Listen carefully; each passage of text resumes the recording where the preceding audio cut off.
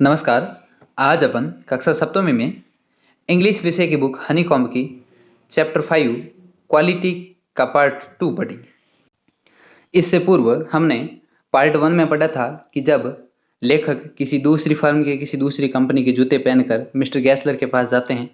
Mister गैसलर जैसे ही उन जूतों को अनफिट देखते हैं तो वो उनके ऊपर टिप्पणी करते हैं और अपने जीवन और अपने कामकाज से संबंधित कठिनाइयों का वर्णन लेखक के सामने करते हैं। फिर आगे क्या होता है उसको अपन आज के इस भाग में पढ़ेंगे। आइए आज के पार्ट को स्टार्ट करते हैं। अब आगे मिस्टर गैसलर लेखक को कहते हैं, they get it all he said. वो कहते हैं उन्होंने हमारा सब कुछ ले लिया। उन्होंने अर्थात जो बड़ी बड़ी कंपनियां हैं, बड़ी बड़ी फर्म्स है, उन्होंने हमारा सारा धंधा है वो छीन लिया है। They get it by advertisement not by work. अब आगे कहते हैं कि उन्होंने ये जो लिया है हमारा, वो एडवर्टाइजमेंट अर्थात विज्ञापन की बदौलत लिया है, न कि काम के बदौलत। यानी काम करके नहीं बल्कि दिखावा करके, ज़्यादा विज्ञापन वगैरह दिखाकर उन्होंने हमारा सब कुछ है वो धंधा छीन लिया। They take it away from us who love our boots. अब वो कहते हैं उन्होंने हमारा वो भी ले लिया जो हमारे बूट को पसंद करते थे, उन लोगों को भी हमसे छीन लिया। It comes to this presently I have no work. अब वो कहते हैं इसके कारण आज मेरे पास कोई काम नहीं है, वर्तमान समय में मेरे पास कोई काम नहीं है। Every year it gets less. और प्रतिवर्ष मेरा जो काम है वो कम होता जा रहा है। यू विल सी, आप देख रहे हैं। And looking at his line face I saw things I had never noticed before. अब आगे लेकर कहता है, जब मिस्टर गैसलर मुझसे ये बात कहते हैं तो मैंने जैसे ही उनके चेहरे की ओर देखा तो मैंने वो नोटिस किया जो मैंने कभी नहीं देखा। जो मैंने कभी नहीं देखा वो मैंने आज पहली बार देखा। Bitter things and bitter struggle, कड़वी बातें और जो कड़ा संघर्ष जो उसने जीवन में किया था। And what a lot of grey hairs there seemed suddenly in his red beard. और लेखक कहता है उस कड़े संघर्ष के कारण, कड़ी मेहनत के कारण, उम्र के बढ़ने के कारण मैंने उसकी लाल दाढ़ी में से बहुत सारे भूरे बाल भी अचानक देखे। As best I could, I explained the circumstances of those ill-omened boots। अब लेखक कहता है मैं जितना अच्छा कर सका मैंने उतना अच्छा एक्सप्लेन उन परिस्थितियों के बारे में किया जिस परिस्थितियों में मुझे वो बूट खरीदने पड़े थे, जो मैंने अलग फर्म से खरीदे थे। But his face and voice made so deep an impression that during the next few minutes I ordered many pairs. लेखक कहता है मैंने उन जूतों के बारे में इतना अच्छा एक्सप्लेन किया, लेकिन इसके बावजूद भी उनके चेहरे और उनकी आवाज़ का मेरे ऊपर इतना गहरा प्रभाव पड़ा कि मैंने अगले कुछ मिनटों के दौरान अनेक जोड़ियों के ऑर्डर दिए। They lasted longer than ever and I was not able to go to him for nearly 2 years। अब लेखक कहता है उनके बनाए हुए जूते हैं वो बहुत लंबे समय तक चलते हैं, इस वजह से अगले 2 वर्ष तक मैं उनके पास नहीं जा सका।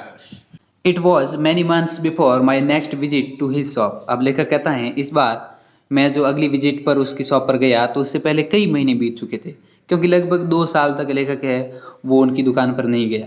This time it appeared to be his elder brother. अब इस बार जैसे ही मैं गैसलर की दुकान पर गया मुझे ऐसा लगा कोई हाथ में लेदर का टुकड़ा लिए वो गैसलर नहीं बल्कि गैसलर का बड़ा भाई है, उसकी तरह लगा। क्योंकि 2 साल का समय बीत चुका था तो 2 साल के समय के अंतराल में उन पर बहुत सारे परिवर्तन आ चुके थे। Well mister Gessler I said how are you. अब लेखक कहता है इस बार मैं उसकी शॉप पर गया तो मैंने कहा अच्छा मिस्टर गैसलर आप कैसे हैं। He came close and peered at me. वो मेरे नज़दीक आया और पियर्ड का मतलब होता है एकदम टकटकी लगाकर झांकना। तो उसने मुझे ध्यान से देखा। आई एम रेडी वेल, और बाद में कहा मैं बहुत अच्छा हूँ। ही सेड स्लोली, उसने बहुत धीमी आवाज में कहा but my elder brother is dead. आगे उसने कहा मेरे बड़े भाई की मृत्यु हो चुकी है, यानी मेरा बड़ा भाई है वो अब इस दुनिया में नहीं रहा। And I saw that it was Indeed himself but how aged and one. लेखक कहता है अब मुझे प्रतीत हुआ, मुझे वास्तव में लगा सच में ये मिस्टर गैसलर ही है, लेकिन कैसे ये अब इनकी जो उम्र है वो बूढ़ी लग रही है, ये बूढ़े लग रहे हैं। एंड वैन वैन का मतलब थका हुआ मुरझाया हुआ ऐसा लग रहा है। And never before I heard him mention his brother. लेकिन इससे पहले मैंने कभी भी उसको अपने भाई के बारे में करते हुए बातचीत करते हुए नहीं सुना था। Much shocked I murmured, oh I am sorry. लेखक कहता है मैं थोड़ा हैरान हुआ और धीरे आवाज में बड़बड़ाया और कहा मुझे बड़ा दुख है। यस ही आंसर्ड, हाँ उसने कहा। He was a good man, he made a good boot, but he is dead. और आगे गैसलर ने कहा वो एक बहुत अच्छे आदमी थे, बहुत अच्छे बूट बनाते थे, लेकिन उनकी मृत्यु हो चुकी है। And he touched the top of his head, और उसने अपने हाथ से अपने सिर को टच किया। Where the hair had suddenly gone as thin as it had been on that of his poor brother, to indicate I suppose the cause of his death. अब लेखक कहता है जहाँ उसके सिर के बाल बहुत पतले थे, वहां उसने अपने सिर पर टच करते हुए शायद उसने ये संकेत किया, मैं सपोज करता हूं कि उसकी भाई की मृत्यु का कारण वो बता रहा था। Do you want any boots? और बाद में उसने कहा क्या तुम कोई बूट चाहते हो? And he held up the leather in his hand, और उसने एक लेदर के टुकड़े को हाथ में उठाया। इट्स अ ब्यूटीफुल पीस, और उसके बाद उसने कहा यह एक बहुत सुंदर टुकड़ा है, बहुत सुंदर पीस है। आई ऑर्डर्ड सेवरल पेयर्स, मैंने बहुत सारी जोड़ियों का ऑर्डर दे दिया। It was very long before they came, उन्हें आने में बहुत ज़्यादा समय लग गया, but they were better than ever, लेकिन वो उनसे भी अच्छे थे जो मैंने पहले खरीदे थे, उन सब से वो जूते अच्छे थे। One simply could not wear them out, कोई भी उसको आसानी से पहनकर बाहर नहीं जा सकता था। And soon after then that I went abroad, और जल्दी उसके बाद मैं विदेश चला गया। It was over a year before I was again in London, जब मैं वापस लंदन आया तो 1 वर्ष का समय वो गुजर चुका था। And the first shop I went to was my old friend's, और पहली दुकान जिस पर मैं गया वो मेरे एक पुराने मित्र की थी। I had left a man of 60, और जब मैं गया तो मैं वहाँ एक 60 वर्ष के व्यक्ति को छोड़कर गया था। I come I came back to one of 75, और जब मैं वापस आया तो वहाँ पर एक 75 वर्ष का आदमी था। पिंच्ड एंड वॉर्न, पिंच्ड मतलब चेहरे पर झुर्रियां वगैरह पड़ी हुई, दुबला पतला शरीर शरीर ऐसा लग रहा था। वॉर्न मतलब थका हुआ ऐसा लग रहा था मुझे। Who genuinely this time did not at first know me, और वास्तव में असलियत में उसने पहली बार तो मुझे पहचाना भी नहीं। Do you want any boots, he said, और उसने कहा क्या तुम कोई बूट चाहते हो? I can make dam quickly, it's black dam. अब वो कहता है मैं इसको तुरंत ही जल्दी ही बना दूंगा क्योंकि ये मेरे लिए आराम का समय है, फ्री हूं मैं अभी। I answered please please I want boots all around every kind. वो कहता है, लेखक कहता है मैंने कहा प्लीज प्लीज मुझे बहुत सारे बूट चाहिए, हर तरह के बूट चाहिए। I had given those boots up when one evening they came. अब लेखक कहता है एक शाम जब वे आए तो ऊपर मेरे लिए बूट पहुंचा दिए गए। आई ट्राइड देम ऑन, एक एक कर मैं उन्हें पहनता गया। In shape and fit, in finish and quality of leather, they were the best he had ever made. और लेखक कहता है शेप में यानी जो बनाने का जो तरीका है, वो फिटिंग में, फिनिशिंग में, और क्वालिटी मतलब लेदर की जो गुणवत्ता है उसमें मुझे ऐसा लग रहा था कि वो आज तक जो उसने बनाए वो उन सबसे अच्छे बनाए हुए बूट थे। आई फ्लू डाउन स्टेयर, मैं दौड़कर सीढ़ियों से नीचे आया।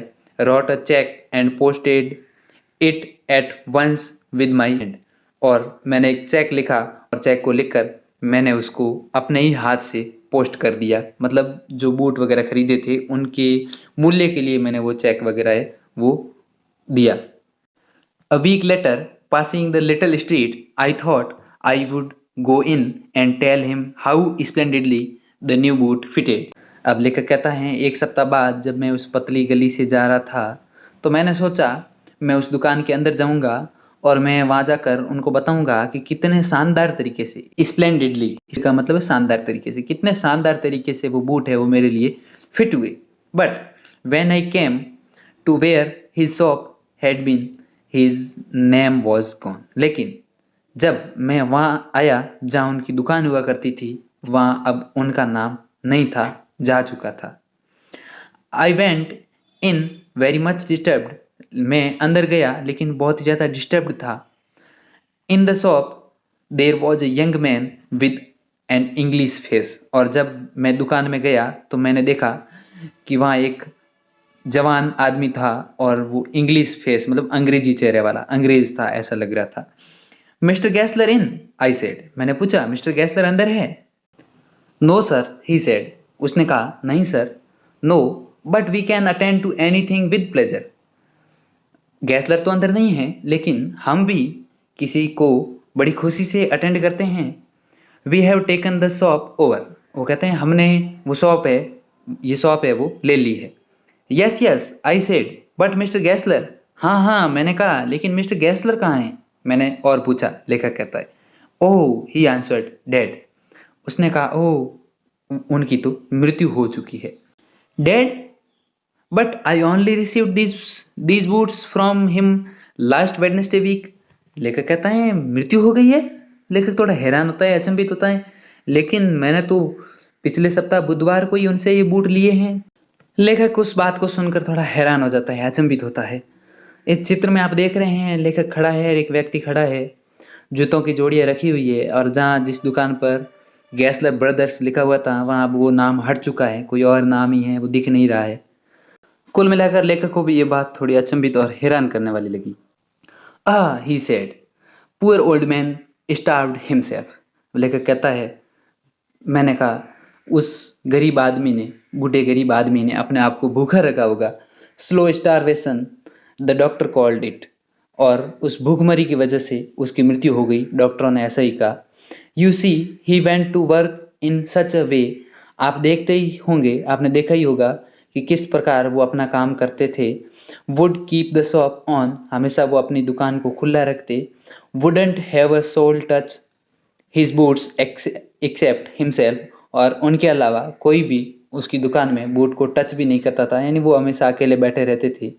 When he got an order, it took him such a time। और जब उनको कोई ऑर्डर मिलता, आदेश मिलता, तो उसमें बहुत सारा समय लगा देते। People won't wait, लेकिन लोग उसका इंतजार नहीं करते। He lost everybody, उसने अपना सब कुछ खो दिया।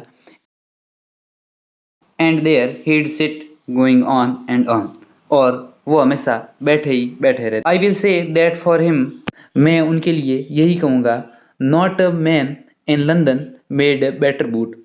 लंदन में तो कोई भी ऐसा व्यक्ति नहीं होगा जो उनकी तरह अच्छे बूट बनाता हो, उनके जैसा बूट बनाता हो।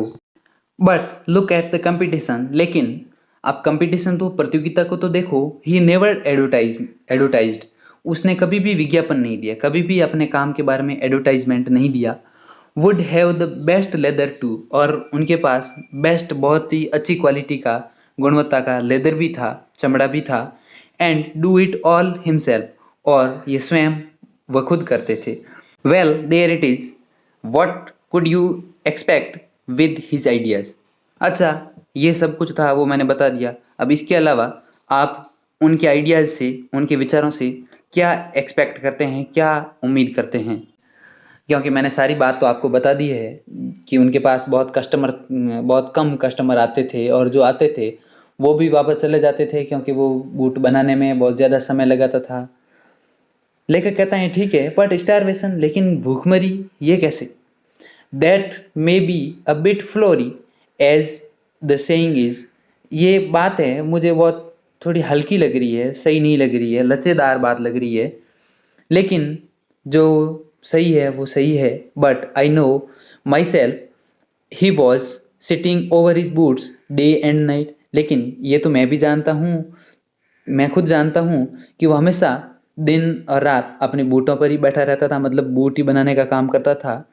To the very last you see, और अंत तक जब आप उनको देखते। I used to watch him, और जब भी मैं उन्हें देखता वो हमेशा अपने बूटों पर काम करते हुए बैठे रहते थे। Never gave himself time to eat, कभी भी अपने खाने के लिए, भोजन करने के लिए भी समय नहीं देते थे। Never had a Penney in the house, और घर में एक पैसा भी नहीं था। All went in rent and leather, सारा जो पैसा है वो किराए और लेदर को खरीदने में चला जाता था। How he lived so long I don't know, वो इतने समय तक कैसे जीवित रहा मैं तो ये भी नहीं जानता।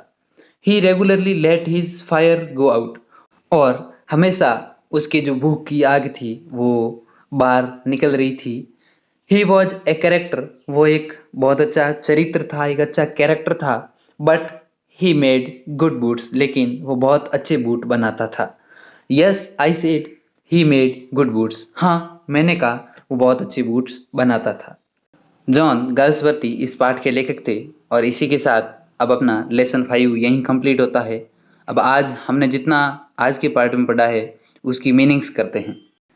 एडवर्टाइजमेंट का अर्थ है विज्ञापन, बिटर का अर्थ है कड़वा, स्ट्रगल यानी संघर्ष, सर्कमस्टेंसेस यानी परिस्थितियां, इलमेंट अभागा, पीरियड ध्यान से देखा, ध्यान से सावधानी से देखना झांकना, चॉक्ड हैरान, मरमर्ड बड़बड़ाना, धीमी आवाज में बोलते हैं, मुंह में थोड़ा थोड़ा जो कम आवाज आती है उसको मरमर्ड कहते हैं। अब्रॉड यानी विदेश में, जेन्युइनली यानी सही तौर पर, डाउन स्टेयर्स सीढ़ी के नीचे की ओर, स्प्लेंडिडली शान से, शानदार तरीके से, स्टारवेशन भूखमरी, स्टार्व्ड भूखे, फ्लोरी लच्छेदार, कोई भी बात थोड़ी घुमावदार होती है, लच्छेदार होती है, उसको फ्लोरी कहते हैं, और पेनी यानी पैसे। अब मीनिंग्स के बाद आज हमने जितना पढ़ा है, आज के पार्ट में जितना पढ़ा है उससे संबंधित अभ्यास प्रश्न। अब हमारा पहला प्रश्न है, what was the effect on mister Gessler of the author's remark about a certain pair of boots. यानी जब लेखक एक बार एक बूट की जोड़ी लेकर मिस्टर गैसलर के पास गए और कहा कि ये जो जोड़ी मैंने पिछली बार खरीदी थी वो क्रैक हो गई है, टूट गई है, तो लेखक की जो टिप्पणी थी उसका मिस्टर गैसलर पर क्या प्रभाव पड़ा, इसके बारे में हमें जवाब देना है। तो हमारे इस प्रश्न का आंसर होगा, when author remarked about a certain pair of boots as being cracky, जब लेखक ने उस बूट के बारे में ये टिप्पणी की कि वो बूट है वो क्रैक हो गए हैं, टूट गए हैं, mister गैसलर looked at him as if surprised and waited for some time to let the author withdraw or qualify his statement। जैसे ही लेखक ने वो बात मिस्टर गैसलर को कही तो मिस्टर गैसलर ने लेखक की ओर देखा, आश्चर्यचकित होकर, अचंभित होकर देखा कि ये कैसे हो सकता है, मैं इतने अच्छे तरीके से बूट बनाता हूँ, वो क्रैक कैसे हो गए, टूट कैसे गए। और उसके बाद इंतजार किया कि लेखक या तो उसने जो बात कही है उसको वापस ले, विड्रॉ कर दे, और या फिर उसको क्वालिफाई करे, उसको साबित करे कि वो बूट वास्तव में टूट गए हैं। Then he asked the author to get the pair back, तब लेखक को मिस्टर गैसलर ने कहा कि वो जो पेयर है, वो जो जोड़ी है टूटी है, वो उनको वापस दे। टू लेट हिम चेक, वो उनको चेक करेंगे, देखेंगे। And said if he could not repair them then he would take them off his bill, और कहा कि वो चेक करेंगे, उनको रिपेयर करने का प्रयास करेंगे, यदि वो उनको रिपेयर नहीं कर सके, उनको ठीक नहीं कर सके, तब वो उनका जो बिल है उसको ऑफ कर देंगे, मतलब जो रुपए उन्होंने दिए हैं उसको खरीदने के लिए वो वापस लौटा देंगे। हमारा दूसरा प्रश्न है, what was mister Gessler's complaint against big firms, यानी जो बड़ी बड़ी फर्म्स है, बड़ी बड़ी कंपनियां हैं, उनके बारे में मिस्टर गैसलर की क्या टिप्पणी थी। लेखक जब वो एक दूसरी कंपनी के, दूसरी फर्म के बूट पहन कर जाता है तो मिस्टर गैसलर उनको देखते हैं और उनको बताते हैं कि आपको अनकंफर्टेबल महसूस हो रहे हैं, ऐसा लग रहा है। तो उसके बाद वो उनके बारे में क्या टिप्पणी करते हैं उसका जवाब हमें देना है।